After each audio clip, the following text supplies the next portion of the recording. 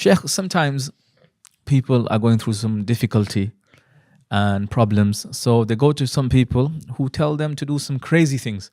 For example, I know people, one person was told to go and bury a sheep's head in their garden. So he went and did it. I know another person who was told to go to the butcher's, get a sheep's head, and in the middle of the night go to the canal, the river, and throw it in. Other people were told, here, take these nails and hammer these nails into every door into your house, and these types of actions. So the people who tell the people to do these actions, are they magicians? Technically, yes, they are magician in the sense that the only reason they tell you that because that's what the jinn order them to do. So that sheep heads that you bury, it's a form of sacrifice, an offer that you're giving to the jinn in order for them to protect you or to please you. And you know what's the irony here? The irony here, the more you do for the jinn, the more they take advantage of you and harm you more. وأنه كان رجال من الإنس يعوذون برجال من الجن فزادوهم رهقا. Allah subhanahu wa ta'ala said there were men used to seek protection from jinn, yani ask some jinn to protect them from the other jinn. Yani he will go to عظيم هذا الوادي, the leader of the jinn of this valley, protect me from all the shayateen of this valley. So what happened, instead of him protecting this shaitan, protecting him from the other shayateen, what happened is, the shaitan will make him fear more. And he will put more fear on him from the shayateen. SubhanAllah. He will make them fear more the shayateen. He will make him be in more fear. He will not give him strength or protection. He will actually make him fear and fear and fear and fear more. So the shayateen will harm the person. You're not going to get any strength out of the shayateen. They will make you more weak. So that's why it is important for you to understand this concept. When you go to these magicians and they ask you to do that, they ask you to offer something for the jinn. And when you offer something for them, they just control you more and more. So absolutely that's not allowed in Islam, and you're not allowed to do anything of that nature. The only protection is you have is to say, أعوذ بكلمات الله التامات من شر ما خلق بسم الله الذي لا يضر مع اسمه شيء في الأرض ولا في السماء وهو السميع العليم قل أعوذ برب الفلق قل أعوذ برب الناس, that you heard us reading in Salat al-Maghrib. That's what you need to do. That's what protect you. And nothing else will protect you other than these things, adhkar. If these things will not protect you, nothing else will protect you. Make it easy and simple to you. So that's basically not allowed, and that's it's a form of offering something to the jinn, and it's haram in Islam, and it's a form, actually can be a form of shirk if you do that, especially if you sacrifice and you kill the animal for the name of the jinn. What are some of the signs, Sheikh, that someone is a magician? It asks you to do stuff like that, to do things that has kufr, shirk in it, to like offer a sacrifice to other than Allah. Somebody asks you, what's the mother name? Give me a picture of the person. Give me a piece of her cloth. Lie down and I will make some bukhur, stuff like that, and tell you about things that, happening in the house and, thing weird like that. That sounds like magician. Even if he reads Qur'an and he said, yes, and I'm sheikh and I'm stuff like that, but he can be a magician. These are some of the clear signs that you can tell. Is there anything such as white magic, Sheikh? Because some people say, oh, I use magic, but I use white magic to combat black magic. I guess there is even racism in magic. Anyway, all magic are haram. So, النبي صلى الله عليه وسلم قال التولة شرك. النبي صلى الله عليه وسلم said التولة is a form of shirk. What's التولة? التولة, what magicians do to make husband and wife love each other's more. That's التولة. So when they do a magic to bring more love between husband, you know what, I'm going to make magic to this husband so I lock him into you or this woman to be in love with you for the rest of your life. You know, so yeah, they do this for more, like just in case he doesn't think about second wife or anything like that. You know, so they lock the person up through magic, or between sometimes even family and stuff like that. So this all haram and shirk. Yeah, some people said, oh, isn't magic يفرقون بين المرء وزوجه? They separate between husband. Yeah, that's most of them, but not. This is هذا يسمونها الأصوليين هذه علة وصفية وليست علة حكمية. This is a description, not the reasoning. That's not what identify magic. ليس الحكم معلل بهذا. يعني the ruling of magic is not based on that description. It's just a description. You know, that's, most of people do that, but that's not the reason that is haram. Okay, so that's why when Allah subhanahu wa ta'ala mentioned that they separate between husband and wife, that's most of magic used to harm people. Most of the jinn harm people. But doesn't mean that if it's done for other reason, it doesn't mean it is halal or allowed. Is that clear? So that's يعني should be closed. This door should be closed. The Nabi sallallahu alaihi wasallam said that اجتنبوا السبع الموبقات, 7 things that will يعني موبقات يعني will take you to hellfire. توبقك إلى النار, will take you straight to hellfire. And one of them is النبي قال السحر, magic. And that's عام, all kind of magic. No. Some people believe, Sheikh, that that if they go to a magician and they ask the magician to harm someone, they themselves didn't perform the sihr with their own hands, so they're not sinful. Are they sinful, Sheikh? Absolutely. Nabi Sallallahu Alaihi Wasallam said, if you go to a magician and you believe in him, you believe in that he has the power to do that, you have committed kufr. And the ulama debate, there's debate among themselves, is that kufr take you out of the fold of Islam, or is still a Muslim, but this is called a minor kufr? There is a debate between the scholars. And I don't think it is something that you want to put yourself in a position where ulama debate, are you a kafir or still Muslim? But you committed like a huge major sin. I don't think there's anybody who wants to do that. So that absolutely doesn't mean you yourself practice the magic, but you are participated. You know, Qawm Salih, what they did, they killed what? The she-camel. طيب, هؤلاء الرهط, the 9 who killed the she-camel. How many of them killed the actual camel? 1. But 8, they were aiding and embedding and they conspire on the crime. That's why Allah subhanahu wa ta'ala cursed them all. They are all sinful equally, even though one of them is the one who did it. Yani he took that knife and killed the she-camel. The same thing, yani he did the magic, but you the one who went, you the one who participated, you the one who paid, you the one who believed in him, you the one who gave him the name, you the one who told him about the person. So absolutely that's basically participating in that act of dhulm. And no. Sheikh, is the evil eye real? The evil eye is real. The Nabi sallallahu alaihi wasallam said, Al-aynu haqq. Al-ayn haqq. And Nabi sallallahu alaihi wasallam said, Al-ayn is true. And Allah subhanahu wa ta'ala said, Min sharri hasidin idha hasad. Min the evil of every hasad. The hasad is the envy. And every evil eye, it's a form of hasad. And not every form of hasad is an evil eye. Yani everyone who give an evil eye to the person, he's hasad. But not every hasad has the power to do the evil eye. And that's why the Qur'an used hasad, and he didn't say min sharri kulli a'in. Why? Because the Qur'an make the most general one. So include the one who make ayn and the one who doesn't make ayn. Okay? And in Nabi sallallahu alayhi wa sallam, في البخاري ومسلم قال لعائشة رضي الله عنها وأرضاها قال أمرنا أن نسترقي من العين. He asked Aisha to make ruqya to herself from the ayn, from the evil eye.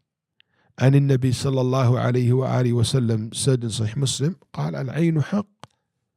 The ayn is true. In Nabi sallallahu alayhi wa alihi wa sallam said, وأعوذ بك من شر عين الإنس والجن. Ya Allah, protect me from the evil eye of the humans and the jinn. وفي سنن الترمذي ومسلم أحمد that the Sahaba رضي الله عنهم were traveling. So we were traveling. In the morning, Sahal ibn Hanif was taking a shower. So Amr ibn Rabi'ah saw him, and he saw part of his body. And Sahal ibn Hanif was like, has a light skin. And Arabs in general, they are tan. But this Amr ibn Rabi'ah is like, Sahal ibn Hanif has a light skin. So Amr, when he saw this, قال كأنه جلد مخبأة. He said, this skin looks like a young girl never came out of her house.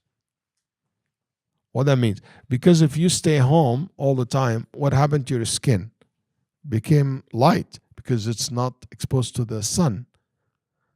I don't know if you guys can relate to that in England.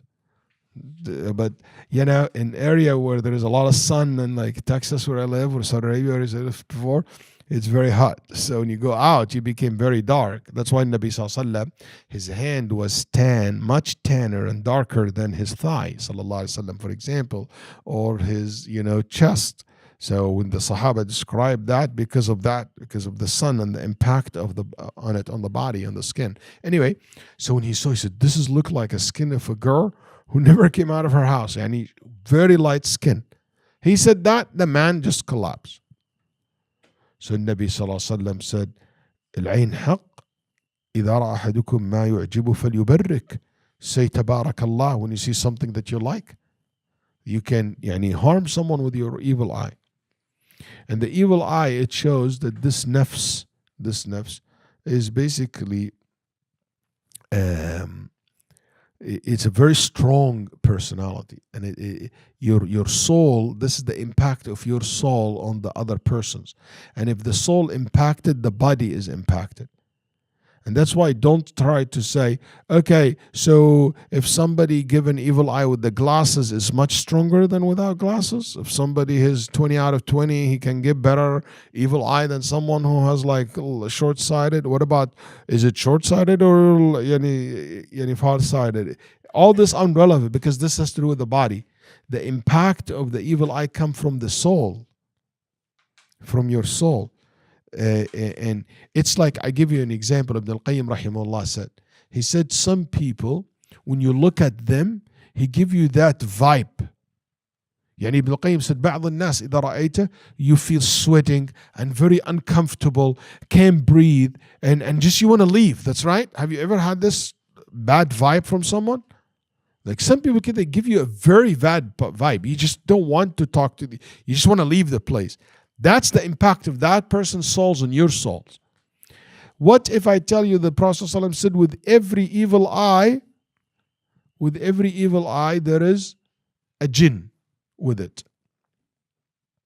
There is a jinn associated with it. So it is well established in the Sunnah of Nabi Sallallahu Alaihi Wasallam. And in Nabi Sallallahu Alaihi Wasallam used to, and one thing to protect yourself from the evil eye of the humans. So what about jinn? How can you protect yourself from the evil eye of the jinn? One of it, in Nabi Sallallahu Alaihi Wasallam said, إن ستر ما بين أعين الجن والإنس, the thing that will shield the jinn from seeing you, when you take your clothes to say Bismillah, they cannot see your body anymore. And that's something you should care for, especially young girls, young boys. When you take off your clothes, take a shower, say Bismillah before you take off the clothes. So that's where the jinn will not see your body. One of the common thing that people get harmed by jinn when they stayed naked for a long time in the bathroom. And that's a common thing that I'm not very active in this area, but the people who are very active in this area told me and told and documented this in a large scale. The people's naked. So the Muslim should say Bismillah, take a shower, finish your thing, and move. Unfortunately today the bathroom became like a socializing, playing games, watching Netflix, while in the bathroom. It is not correct. That's not right. That's absolutely not right practice. And you should, teach your kids and children and not to do that. Even people put in bathtub, they put a TV, in front of the bathtub and just, if you're gonna stay in the bathtub and watch TV, say Bismillah at least before you go in and, cover your awra and stuff like that. Sheikh, what are some signs that someone is affected by sihr or evil eye? What are the signs? This is a tricky question. In the 90s, there is several books came out about and lectures and talks about sign of sihr, sign of jinn, sign of possession, sign of magic. And I feel so bad to the Muslim at that time. Everybody starts saying, oh my God, there is jinn in me. You feel like, ants crawling in your feet and going up. I feel that right now, Sheikh Waleed. You get dizzy. Yeah, because maybe you're dehydrated. And when you stand up quickly, when you're dehydrated, you get dizzy. You know why this is ticklish in your feet and you feel that there's something crawling in your legs? Because your legs are sleeping. You've been sitting on them. Not do it. Oh, you feel like a bullet goes to your stomach. I feel that. Yeah, because you haven't eaten. So it can be tricky. This brain can play so much trick on you. Let me tell you a common sense rule. Okay, something it's a logical rule. هذا قضية عقلية بحتة. Okay, في العقل العلامات والأمارات غير مستلزمة لما هي علامات وأمارات له. في بداءة العقول, in common sense, signs do not necessitate what they are signed for. I give you an example. What are the signs that it is raining outside right now? What signs that if you see it, you can say it was raining? Yalla, you tell me. Huh? The street are wet. Very good. What else? Clouds. Okay, very good. Clouds. Question. If I go outside and I see water on the street, does that mean it was raining? Not necessarily. So sign, they do not necessitate what they are signed for. Does that make sense now? So even if I tell you these are the signs, not because I see them, it means it is, jinn, or it is possession, or it's a magic, or it's a ayn. That's why I personally completely against those qari, those raqis, those people who tell you, oh, you have a jinn who are among the jinn who crawl, a sufli jinn, or you have your jinn who is this tribe, or give you kida, or you have a black magic, or red magic, or whatever color that he choose, okay, or you have a ayn that's a little bit light, but it can go stronger. Habibi, where you get that from? You have a magic that it is mish'arif, and he give you all this. Anyone start giving you these details, assalamu alaikum. I'm telling you that person is the least I can tell you making this up. They making this up. They just guessing. There is nothing can confirm these things. There is nothing in Sharia you can confirm these things with. And that's something very important to be recognized. Okay? So anyone start giving all these details, you have two tribes of jinn inside you and all this kind of things, you hear it, you should realize that this is guessing. There's no haqq to this, I'm not going to say lie, but I'm going to say at least there is no proof to back this up. So it doesn't matter, you have one, well I have 100. It's just the same thing you should do. Adhkar and salah and dua and protection, may Allah protect you. So that's one thing before we go. Sihr, usually, have a very... Sihr is done for a reason. So it usually associated with that reason. So sihr is always something so unnatural. So unnatural.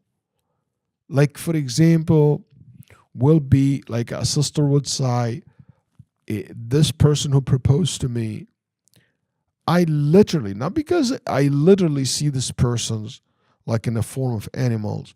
The moment he touch me, I throw up. It's something so unnatural like that. Yani they will have an intercourse, but would never be able to perform. It's like somebody just unplugged the electricity, just completely. Someone else will be fine. But something, and it's not a psychological thing with that particular person. You explore that as not, and it became something very clear.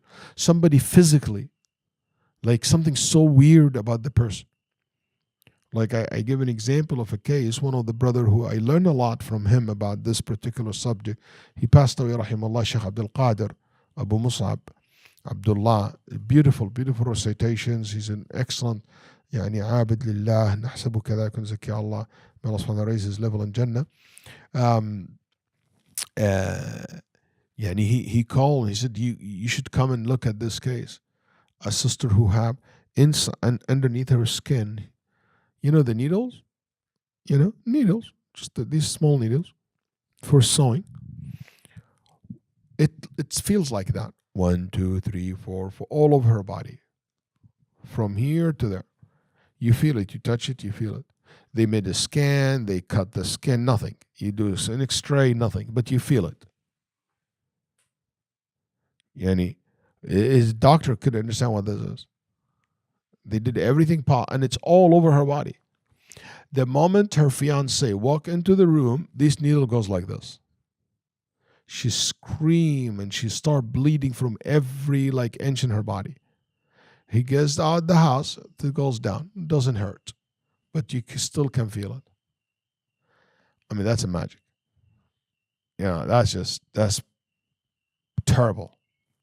Alhamdulillah, he read on this woman the whole night, and she walk out, alhamdulillah, nothing. After you can feel it, alhamdulillah, Allah subhanahu wa ta'ala cured her. Well, nothing with the Qur'an except the Qur'an. It didn't do anything except the Qur'an and the dua. So, what I'm saying here is something like so unnatural like this. Yeah, that's where I can look into the issue of but somebody told me, Sheikh, somebody make magic to me. Me and my wife, we're always fighting. Okay, so everybody fight with his wife, most of the people in the world. He said, no, we fight a lot. I said, okay, why you guys fight a lot? Somebody make magic to us. Every time I go interview, I don't get accepted. I had an evil eye or magic or something like that on me. Every time I start business, I lose my money. طيب, let me say this and be very, very aware of what I'm going to say next. Can be a magic, can be.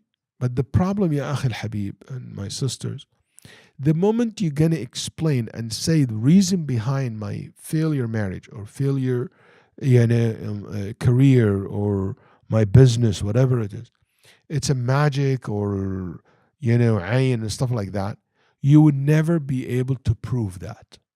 You would never be able to prove it. So what you're doing to yourself, you get yourself into a dark hole. And you will keep circling in that dark hole and you will never be able to get out of it. And what's the problem? Your mind played that trick on you and you will never be able to find maybe the real reason why you failed in your marriage, why you're failing in your career, why you're not able to make a business. And you just, okay, magic, whatever, and that's it. And you never really tried to explore why I'm really failing. Because let's say it's a magic. What's the solution? Pray and read Qur'an and make adhkar. Khalas. Type, do this. In many cases when people tell me that, and I start asking a simple question, I said, hey, it's sort of clear. There is not a good match between you and your wife. Even if you guys been married for 30 years, that's a bad match going on for 30 years. That's the reality. Interview, yes, because mashallah, you went to your interview with your sweatpants and as if you go to an exercise. You don't know how to dress, you don't know how to talk, you don't know how to write your resume correct. Or Allah subhanahu wa ta'ala doesn't want you to get this job because He has something better for you. Who knows? But the moment you get into the issue of magic, khalas, your brain closed and you shut down. You don't gonna explore what are the best for you. You're just gonna paralyze like that. You know what? It doesn't matter, magic or no magic. I'm gonna make my adhkar, I make my dua, I'm gonna continue, I'm gonna keep on going. Even if it's magic, whatever, Allah subhanahu wa ta'ala will cure you from it, inshallah. Just keep doing your adhkar, keep doing your dua, keep your salah, and keep going in your life. Exercise, start working. And jinn usually give up on you. And what you're going to hear next sounds a little bit harsh, but unfortunately it's reality. I've seen some Muslims, let's put it this way, some Muslims, they believe in the power of jinn and magicians more than the power of the Qur'an and the power of Allah. Yani I tell them read adhkar and read Qur'an and make your morning and dhikr and make salah. Sheikh, but it's magic. So what? But it's jinn. So what? Which one is more powerful? Oh Allah, but deep in their heart, believe me, deep in their heart, no, they believe that the magic is more powerful and the jinn more powerful. Get rid of that weakness in your iman. Show your absolute trust in Allah and your power, that you're empowered by Allah subhanahu wa ta'ala, and see how things will change. No matter what jinn, what magic, whatever it is, it will not harm you, inshallah, bi'idhnillah. Shaykh Abdul Qadir told me once that one of the jinn told him when he was reading on someone, he said, Shaykh Abdul Qadir, let me tell you something. Wallahi, إذا اجتمعت كل قبائل الجن, if all the jinn tribes come together, they cannot stand and they have no chance to win against harf min ayat al-kursi, one letter from ayat al-kursi. And he said, take it from me. So I said to him, صدقك وهو كذوب, يعني إذا كان هو من الشياطين. يعني he tell you the truth, even if he's shaitan, but I think that jinn in particular, he claimed to be Muslim, Allah knows best. But that's true, they cannot. Quran is so powerful. So I want you to fill your heart in trust in Allah subhanahu wa ta'ala and in the power of Allah, in the adhkar, the power of the Quran, and the power of the dhikr of Allah subhanahu wa ta'ala. May Allah subhanahu wa ta'ala protect all of us. I mean, Sheikh, we've seen that Rukia now has become big business and people charging money and stuff. So is it allowed for people to charge money for Rukia? And also, what's the method of performing Rukia? First of all, there is this concept now in modern days called Raqi. Sheikh, are you specialized in Ruqya? I'm specialized in Ruqya. I'm specialized in Raqi. This concept, as specialized in Ruqya, it's a new things in religion, a bid'ah appear in our time that's never exist. You read, for example, Siyar A'lam Nubala al-Dhahabi, talk about the noble scholars and noble ulama, تاريخ للبخاري رحمه الله, تاريخ بغداد, حلية الأولياء, you name it, the books about the biography of the scholar. You never see a single scholar through all the history of Islam called وكان رحمه الله راقيا, and he was رحمه الله a raqi, a special raqi. You never find anything like that. This concept is something that, influence, I don't know. Sometimes when I read somebody wrote in a store said, Jinn Buster. He's Jinn Buster. That's movies, man. It's so, ridiculous, silly, in my opinion. So that concept just to be specialized on ruqya and stuff like that, that's interesting thing that we have in modern days these days. So that concept not exist, and that's recognize that, number one. Number two, Islamically, can you charge people for money to do the ruqya? This issue has the ulama rahimahullah, there is a different of opinions about this. And that khilaf goes back to a concept in fuqaha in the Islam. Can I charge people for doing something which is an act of worship? If I do an act of worship, can I charge people for it? So you have the Ahnaf, the Hanafi, and the Hanabila in the famous riwayah, that they said you cannot charge people for an act of worship. Yani you cannot say, I pray Maghrib for 50 pounds and I pray Isha for 60 pounds. I'll charge you 60 pounds to pray Maghrib. Or I charge you 50 pounds to give khutbah Jumu'ah, because that's an act of worship in itself. So they said Rukia, which is reading Quran, is an act of worship. طيب, how those fuqaha looked at the hadith of Nabi Sallallahu Alaihi Wasallam in Bukhari, when they read Quran on someone who was sick, possessed, and when they give them, rewarded them with sheep, the ghanam. The fuqaha like al-Hanabila and other, they said هذه جعالة وليست إجارة. هذه جعالة, this was a reward. الجعالة هي على النتيجة والإجارة هي على العمل. في الفقه we have two different things. Something called جعالة, which is a reward. If you heal him, because you heal him, I reward you for it. It's not something that he said from the beginning, because the Sahabi said, would I get a reward if I heal him? They said yes. But he didn't say, because if it's hiring, like hiring someone to do the job, it doesn't matter if he got healed or not, I get charge you anyway. That became ijara. So those fuqaha said it's not allowed, and that particular case was not a charging for the reading.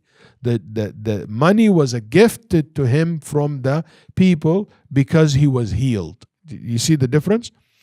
But the majority of the fuqaha disagree on that. They said no, al-ijara tajuz hatta ala al-ibadat. The Shafi'iyya, the Malikiyya, some of the Hanabila, some of the Hanaf. Yani the majority, and Sheikh bin Baz and others, said it's allowed to charge people for teaching Quran, charge people for making ruqyah to people, but without exaggerating. But subhanallah, some of the fuqaha said, if you charge people for it, you don't get reward for it in the akhirah. Because you got your ajr in the dunya. Yani, it might be a little bit strict of a position, but that's also some fuqaha, not necessarily I adopt that position, but I just want you to be aware of, especially if you're among those huraqis who are listening to me. Some of the fuqaha said, I will highly recommend that you investigate this more. But what is unacceptable, that exaggerating in the amount of charge. There is people have told me they spend thousands of dollars, thousands of pounds over these raqis. It would have been better if you save this money and go for Hajj and make dua there and read some, and then just spend all these thousands of dollars for these raqis. I appreciate some of them spend time, and yes, I understand that, but it became sometimes exaggeration.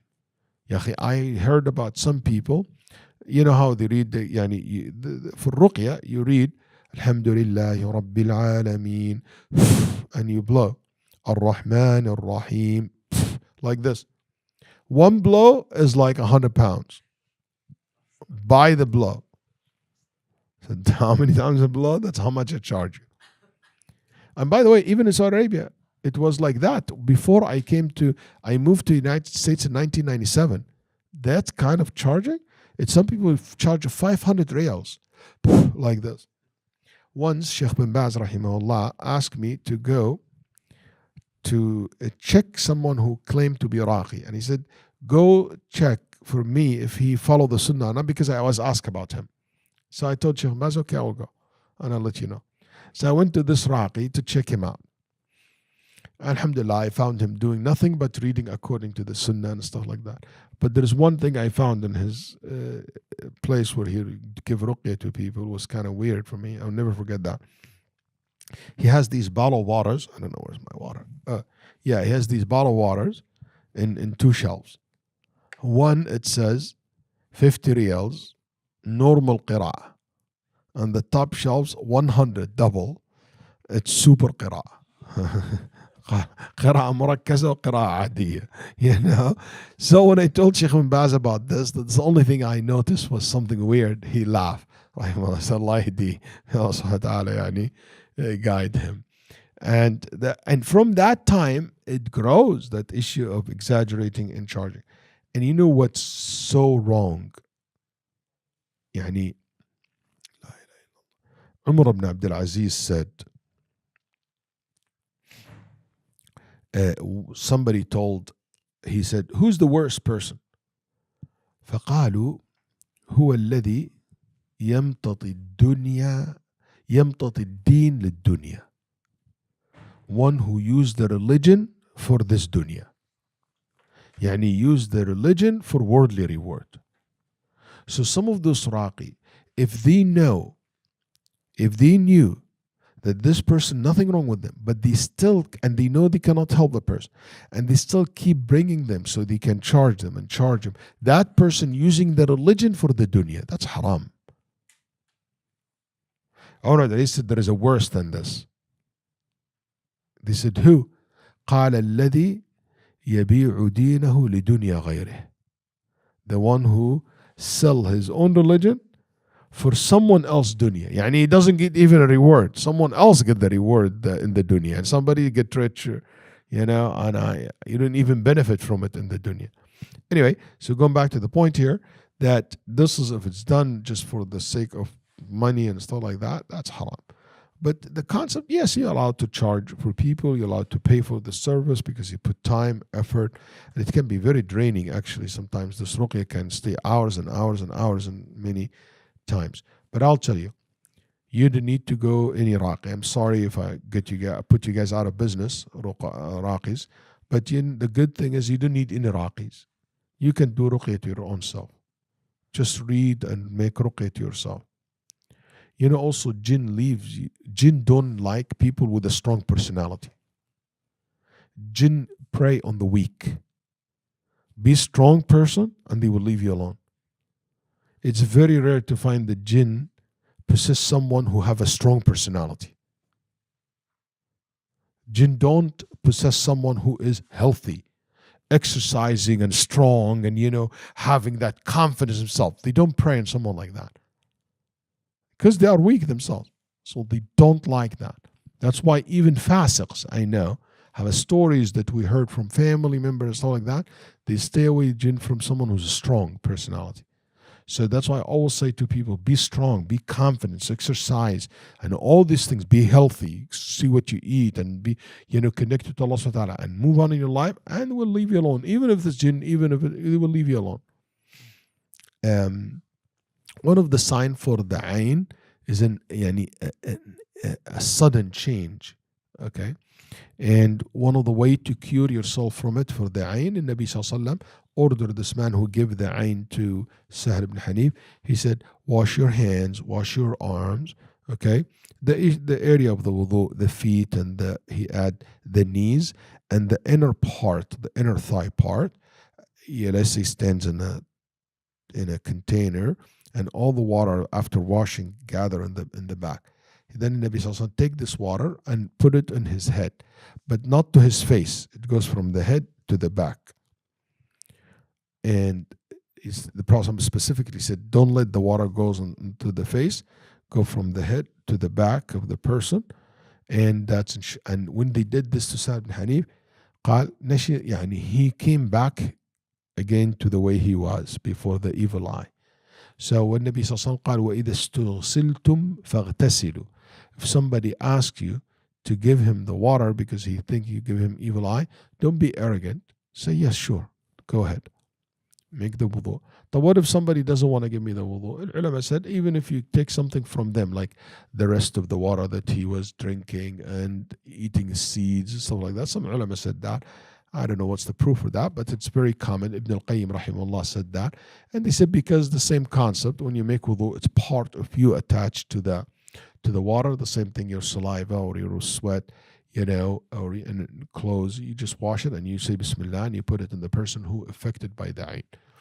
One of the things that happen when people affected by ayn or sihr or something like that, they see in their dream sometimes so-and-so make magic for you. Or somebody, qari, he said, oh, when you were you said so-and-so made that ayn to you, or made magician for you. Your mother-in-law made magic to you.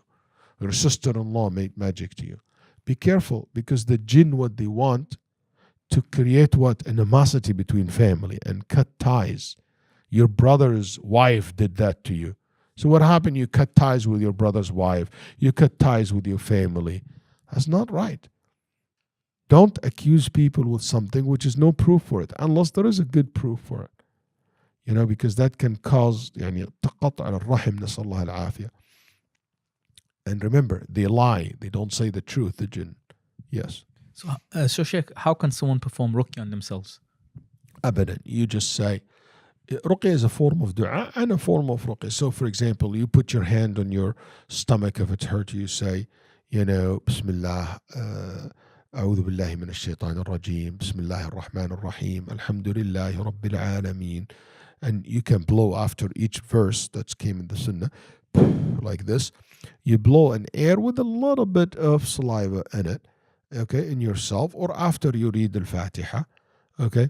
You say, for example, قل أعوذ برب الفلق, قل أعوذ برب الناس. The most powerful thing, the most powerful surah for ruqya is al-Fatiha.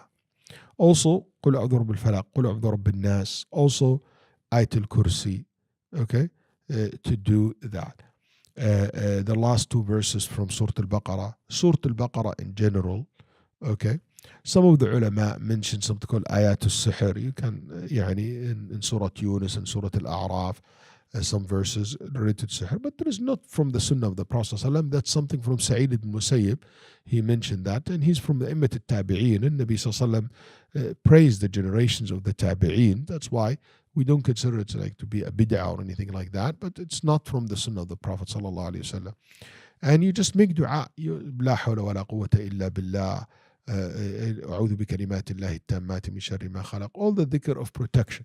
And you listen to the Quran too. That's part of that. So ruqya has level. One, a protection. That's why you should do ruqya for yourself before you, even if you are 100% healthy. In Nabi Sallallahu Alaihi Wasallam used to make ruqya to Al-Hasan al-Hussein, and nothing wrong with them. And he make ruqya to himself, and nothing wrong with him, Sallallahu Alaihi Wasallam. And also you make ruqya to those who are sick. Part of the ruqya that you do before you go to sleep, you put your hands together and you blow on them. Then you read, then you go down, and Nabi Sallam used to go down, and he never goes up. He wipe all the way down. So that's a form of ruqya as well. And if you do ruqya on someone like your sister, your brother, your husband, your wife, you do the same thing. You read and you blow on them. Make sure you don't have cold or influenza so you don't get them sick. But, when you blow on them. Also, part of the ruqya, you can read in the water. Read in the water. And that's one of the things I do. I try to figure out if there's somebody possessed with jinn or not. So I bring a bottle of water, okay, and I read in it before the person comes.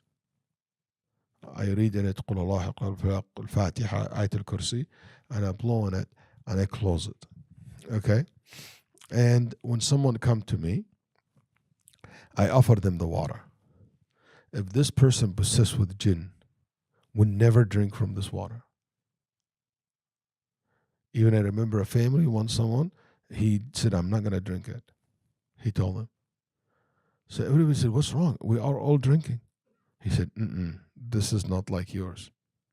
I mean, that's not a normal human who can figure that out.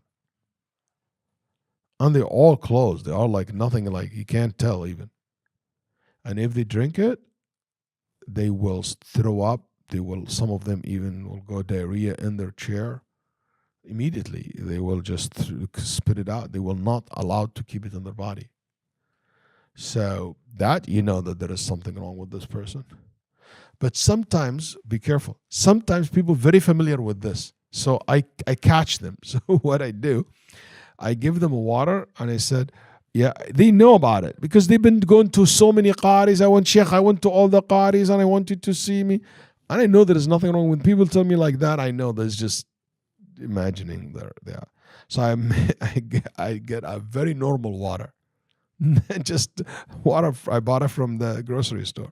And I said, okay, this has a qur'an, يعني مقري عليها. No, I'll throw up. No.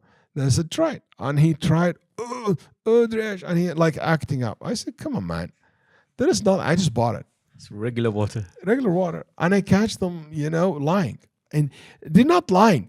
They are psychologically so convinced that they have something, so their brain make them feel like they have the same symptoms and stuff like that. It's like when some feel like I'm drowning, he will have, he can breathe and gasp. There's nothing wrong with them, but it's a mind trick. So be just careful, because that's mind, your brain can play a lot of trick on you. Anyway, so reading water reading into the water and drinking it helps to cure the person from the jinn and stuff like that. Also, some of them doing zayt zaytun or honey and stuff like that. Anything, alhamdulillah, al-Quran shifa. Allah subhanahu wa ta'ala says al-Quran is a healing, and al-asal is a healing, and this is zaytun is a yani barakah. Some people said, oh, za'faran, black za'faran, مش عارف إيش, like some of the stuff like that. We're not very strict about this, but there's no proof that this is something by tajruba, yani by experiment. Some jinn don't like certain colors, certain smells. Yani, I will say, don't be lenient on these areas, because a lot of things can be got out of hand and people exaggerate. But also, we don't close that door completely, the fuqaha rahimahullah said, because the ruqya, part of it is religious ta'abbudi, and part of it is experiences, like doctors and healing and medication and stuff like that. Can be built based on experiments as well. And Sheikh, you have to have, do you have to have intention of ruqya when you're reciting? That I'm doing ruqya? Do you have to have the intention or no? I don't know what that means, but yani, I'm reading because I want Al-Quran to protect me. But I think even if you read it without the intention, you still get, like we say the adhkar every day and every morning. We don't think about it like, oh, it is because of jinn, because I just because of protections and in general. Subhanallah, Jazakallah khair. We went through a lot of questions. Jazakallah khair, Sheikh. May Allah bless you. Because at the end of the Asr time, it's a time of ijabat al-du'a. So I ask Allah subhanahu wa ta'ala by His names and attributes to protect all of us from the evil eye Ameen. Of the humans and the jinn. And I ask Allah subhanahu wa ta'ala by His names and attributes to protect us from the evilness of the jinn and the shayateen. Ameen. And I ask Allah subhanahu wa ta'ala to protect us and our children. نعوذ بكلمات الله التامة من كل شيطان وهامة ومن كل عين لامة ونعوذ بكلمات الله التامات من شر ما خلق وذرأ وبرأ ومن شر ما ينزل من السماء ومن شر ما يعرج إليها ومن شر ما يخرج من الأرض ومن شر ما ينزل إليها ومن شر كل طارق يطرق بليل إلا طارق يطرق بخير يا رحمن. And we ask Allah subhanahu wa ta'ala to grant us and our parents Jannatul Na'im, and to protect us and our family from the fitan ما ظهر منها وما بطن. وصلى الله وسلم على نبينا محمد. جزاكم الله خير. السلام عليكم ورحمة الله وبركاته.